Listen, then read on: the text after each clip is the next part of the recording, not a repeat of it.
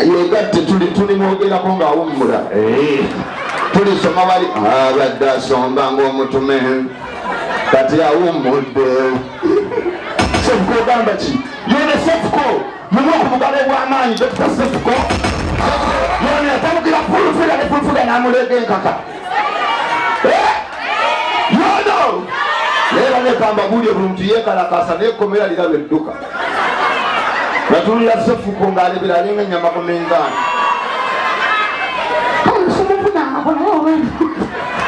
Tulira akalowoozi ka Cephocal tayinza kuba mubbi. Abanga amuwagira. Kati nze bwenjogera omubbi adduka vaalaawo. Naye Cephocal abanga amuyita. Ani olwo?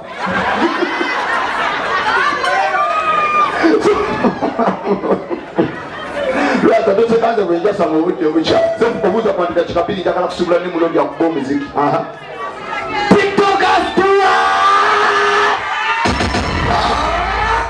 Nenga mulinja bane wasa kusenso kula baida nze wasa nze njagala kubaka masitecho nenga tubagala nimba tumide nnyo mwenna mwe bale kujja Nakankaka we bale kujja tukitoka za bali wabanyanjulire babuze Cephocal gala otabusi singa awayo omaini kusawa kafu njagala mujikutoka jenga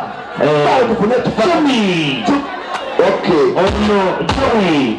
Itabawa nga igashani kubera. Bana ndagala kifaananyi baticho ni wanzama. Obuja afuna nayo kifaananyi. Ni Jowie jako. Jowie wono. Baba ndogola cyangwa se twalandi. Obaniyo kiragatte. Jowie ne Nakankaka ngoba wani. Osomera wano ebintu bya Katonda tukola balina amaanyi. Akantu n'akawa face ino okulanga yogurt. Kyokka figa aterange makoloni. How are you, Protocol? Mulugula myaka egi. Kanikaki, how are you? Sorry, how are you? I'm okay. What's your name? Jowie. Another one. Ina lumunga muumbo atedala. Mbuze kuba nange nze sibalabanga kumbalaba ku simu. Jowie, which class are you? Ngenda kubeba nva wano njagala buli tikitoka ava wano ngenda kubasiibula ne buli tikitoka aliwa aky'oluzungu nga kiri subject ya English akibwa agalawo page ekituuvaasi njagala basoma Nebitolo yasoma ne rasta. Abatolo basoma levizo tebinnadda.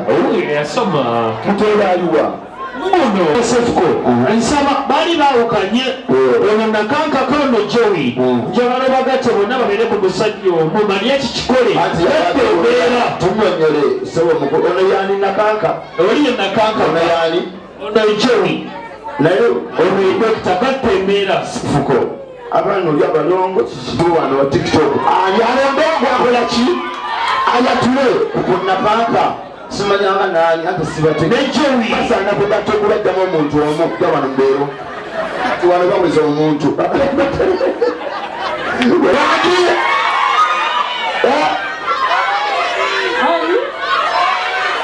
nasita jangu tubulire jangu asabolekei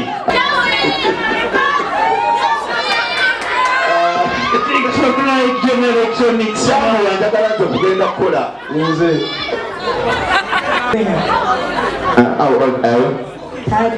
oh my God, younger but old. Okay. What was your best subject during your time of studying? Subject is which? Tulimu primary kusatuka mu senior. Subject kya yosinga English. Kati njagala kubuuza kati kyote mukakale mulindeko njagala papo spinga nachi njagala okuta ekibuzo ky'oluzungu English. What's your name? My name is MC Maria Chipoteko Gamsanja Fiketwalika kubukomba omusoga kabaka w'okwasama. That's that. Njagala construct a sentence. Yorangamba ndagala ngamba nti Maria chi this and this change nga sina kubuuza. Maria is short. Totally be free. That's a sentence. That's a sentence. Maria is short. What? I complete it by how? Question tag. How old are you? Be free. 18 years. Okay. Katika ndabe kanzile ngenda kubuuza. What is pollination?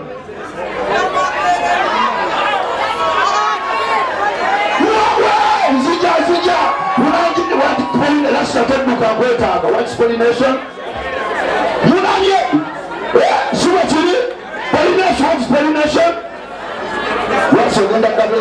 Pollination is the moving of what? To the what?